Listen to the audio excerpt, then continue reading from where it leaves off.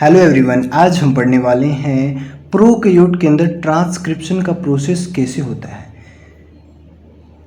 तो सबसे पहले आपको दो इम्पोर्टेंट चीज़ें आपको याद रखनी है, ठीक है। अभी बताता हूँ आपको।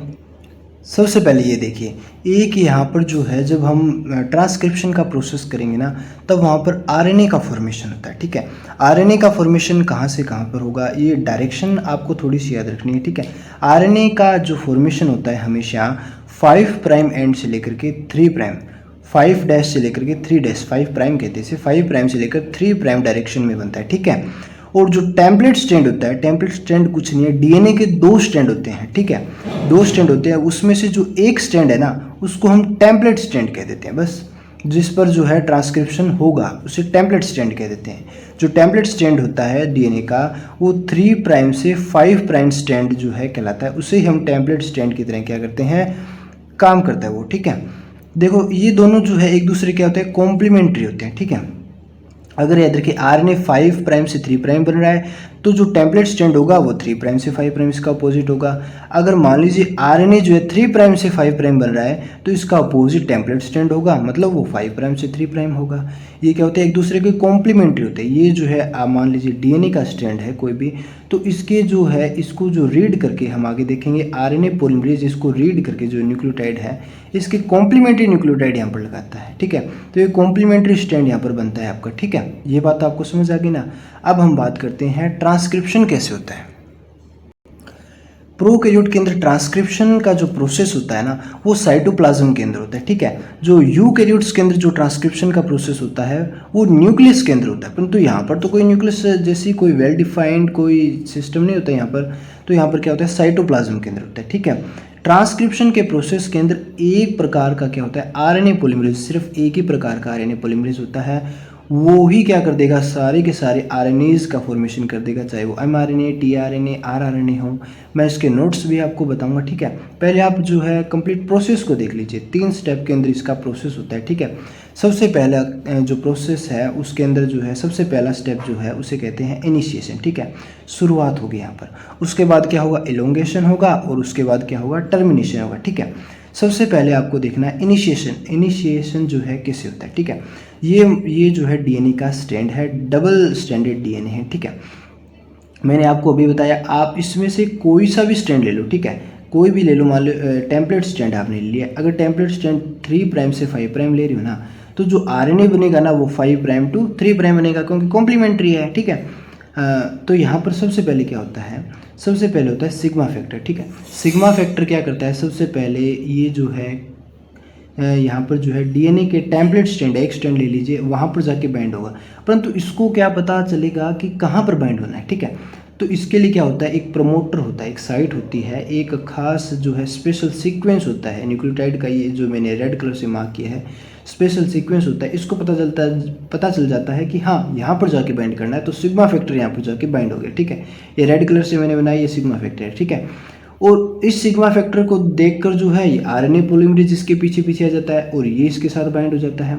तो मेनली मैं कह रहा हूँ पहले क्या किया इसने, सिग्मा फैक्टर ने तो है प्रमोटर को पहचान कर बाइंड कर लिया यहाँ पर, ठीक है। और इसके पीछे पीछे जो है आरएनए पॉलीमरेज ने बाइंड कर लिया।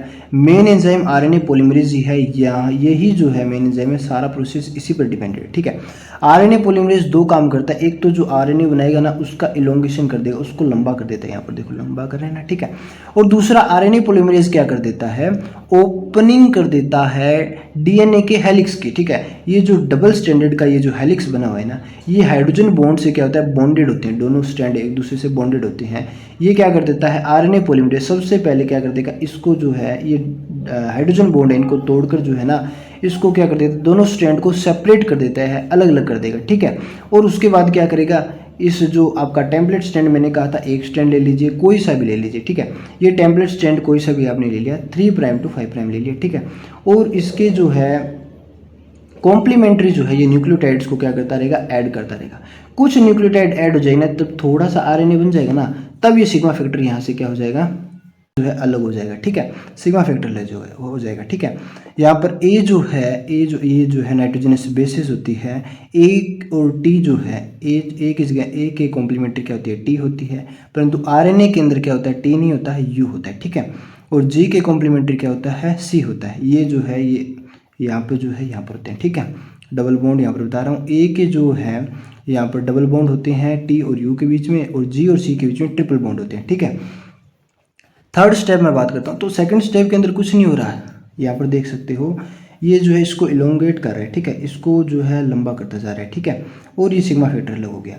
टर्मिनेशन के अंदर लास्ट स्टेप आ जाता है टर्मिनेशन। टर्मिनेशन के अंदर क्या होगा, ये डीएनए का डबल स्टैंडर्ड है, डबल स्टैंडर्ड डीएनए है, ठीक है। अब डबल स्टैंडर्ड डीएनए, अब आरएनए पॉलीमरेज तो क्या करता रहेगा, इसको जो है रीड करता रहेगा सर जी, है, इसको जो है रीड करता रहेगा, और आरएनए जो है बनाता रहेगा, लंबा लंबा लंबा और ज़्यादा लंबा बनाता रहेगा। तो इसको क्या करेंगे सर, इसको जो है ना इस प्रोसेस को हमें रोकना भी है। कैसे रोकेंगे, इसको रोकना बड़ा ही सिंपल है। क्या करेंगे, एक रो फैक्टर, एक और अलग फैक्टर ले आएंगे, ठीक है, रो फैक्टर लेंगे। जब रो फैक्टर जो है आरएनए पॉलीमरेज यहाँ पर बना रहा है सर जी, इसको जो है आरएनए को इलोंगेट कर रहा है, रो फैक्टर इसके साथ जुड़ गया ना, तो आरएनए पॉलीमरेज क्या करेगा, इसके साथ जुड़कर जो है बाहर आ जाएगा, और ये जो है यहाँ पर इसका टर्मिनेशन हो जाएगा। इतना आरएनए का हमारा जो है टुकड़ा बन गया, ठीक है। ये जो है एमआरएनए, टीआरएनए जो भी है, ठीक है, एमआरएनए मेनली हम एमआरएनए यूज़ करते हैं, क्योंकि एमआरएनए को ही आगे ट्रांसलेशन के अंदर यूज़ करेंगे, ठीक है। ट्रांसलेशन की प्रक्रिया भी यहाँ पर होगी, ठीक है। तो यहाँ पर कुछ नहीं हुआ है। इनिशिएशन के लिए हमने जो है सिग्मा फैक्टर का यूज़ किया है, ये सिग्मा फैक्टर के कारण जो है उसके पीछे पीछे आरएनए पॉलीमरेज जुड़ गया। इलोंगेशन के अंदर क्या करें, कुछ नहीं है, ये जो है इसको न्यूक्लियोटाइड जोड़ता जा रहा है, आरएनए पॉलीमरेज इलोंगेट होता जा रहा है, सिग्मा फैक्टर जो है हमने बाहर निकल लिया, ठीक है। और टर्मिनेशन के अंदर क्या होगा, जब रो फैक्टर इसके साथ जुड़ गया ना, तब आरएनए का जो स्ट्रैंड है ये बाहर आ गया, और ये जो है कॉम्प्लेक्स बन गया, ठीक है। बस, तो डायग्राम की हेल्प से मैंने आपको जो है प्रोकैरियोट्स के अंदर ट्रांसक्रिप्शन की प्रोसेस कैसी होती है उसको मैंने समझाया है। यहाँ पर आप एग्जाम के अंदर जो है इस डायग्राम अगर आपको ये याद होगा ना, तो आप एक पेज जो है इजीली आप लिख सकते हो हेडिंग डाल कर, ठीक है। Thank you friends for watching my video. Okay, bye bye.